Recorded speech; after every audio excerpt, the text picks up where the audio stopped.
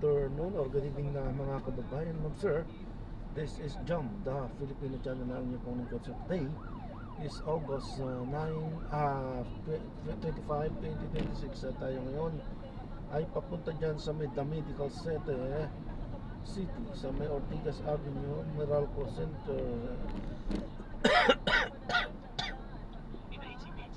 Ugong Pasig po yan. At dadalhin ko na rin sa may ilang Street, Grand Monaco, sa may San Isidro Cainta, Rizal pala yan. Okay, so babalik po tayo mamaya unti po pag nakuha na po natin sila.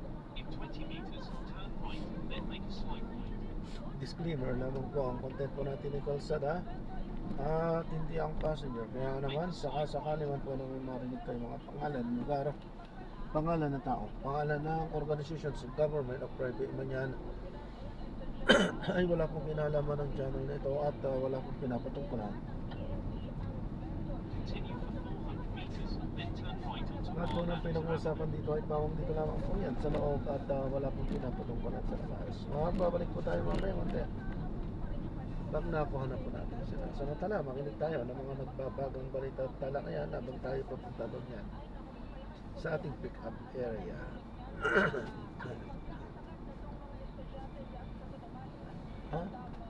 In 200 meters, turn right at the traffic light.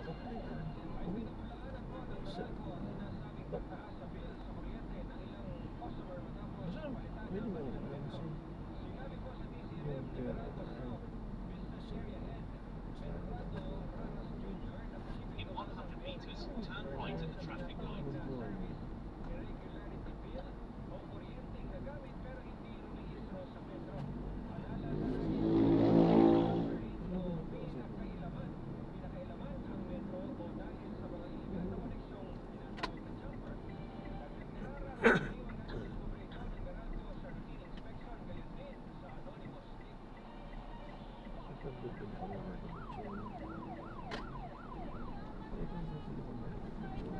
Continue for 400 meters, then turn left onto Ortigas Avenue.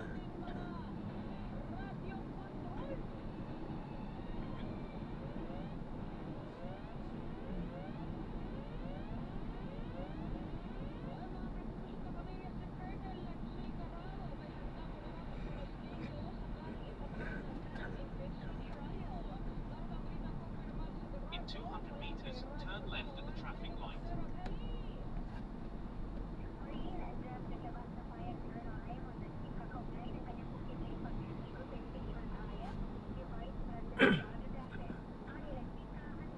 In 100 meters, turn left at the traffic light.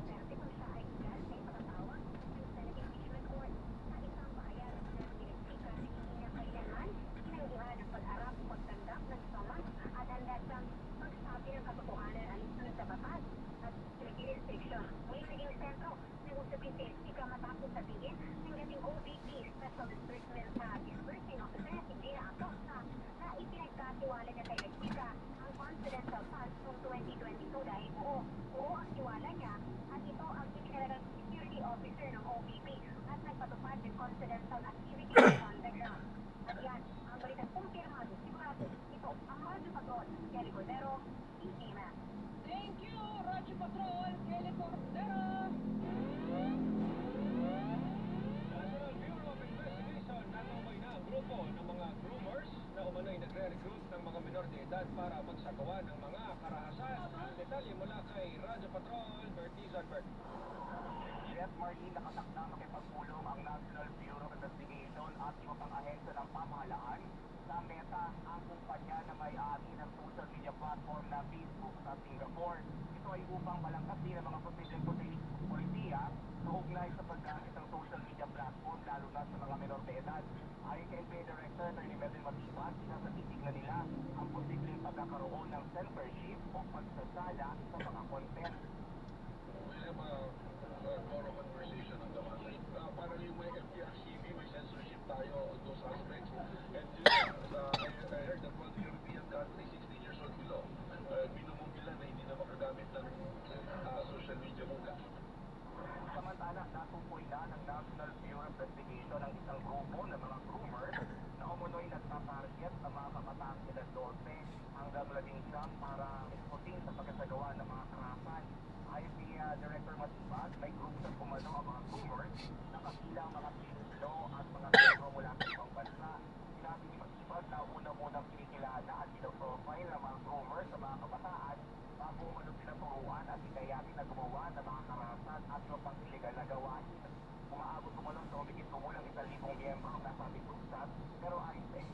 biglang nagpulap ang nasabing group chat.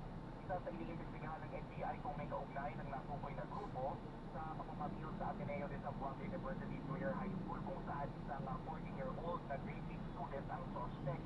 Nagpalimatibag na tinitignan rin ng NBI ang mga nagpahagi ng video ng pamamaril kabilang mga nagpalaganap ng Facebook Live ng pamamaril upang matukoy kung may kaugnayan sila sa umano'y groupers. Well, want to know kung ano yung participation nila from my point of view. Kaya, broadcast yan. Yung nanonood, may gusto sa conscience, sino doon? It will be the cover or kung pinakangit na sino doon. That's why we want to know sino. That's why we will profile everyone. At ang pagkukumpirmado, sigurado ito ang Radyo Patrol, Preciso sa TCMS. Mark, may nasabi ba si Director Matiba? Paano mo makukuha kung ganun? Ayun yung purpose ng pagpunta nila bukas sa Webes sa Continue straight at the first intersection. Then, in 100 meters, turn right.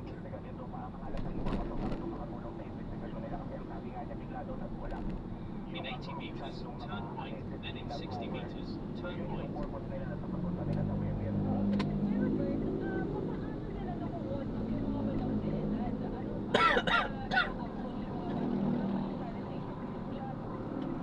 Yun din yung isa sa tinitignan ni Director ng NBI na kung ito ba ay may iba pang mga connection katulad may connection In 40 meters, turn right. Then you will arrive at your destination. Oo, tinitignan nila yun yung mga pattern na yun. Kaya nga tumagal na nakapag-usap sa Meta, yung parent company ng social media platform na Facebook, para nga makita kung konektado ba yung group chat doon sa nangyaring pamamaril doon sa Zamboanga. Kung ang sinasabi kasi ni Director Matibag na doon sa group chat, natuklasan nila na mayroong pinagagawa Head doon north. sa mga Then in less than 10 meters, may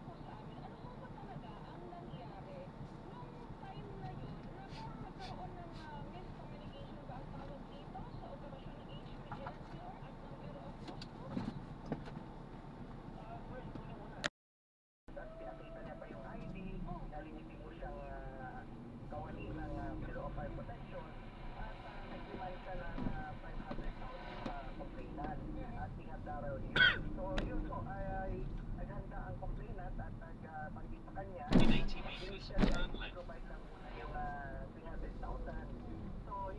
Sinasanaan ng ating operatiba kasama ang BFP-NCIDD at ito ay nangyari doon kagabi, no? Actually kagabi na ginawa po sa isang factory, no? Sa City of Fernando sa isang In 20 meters, turn left onto J&E nung Drive. nagkaabutan na nga ng nasabing entrapment money ay actual na nakita po at tinanggap yung pera, yung mark money at Turn left onto J&E Drive.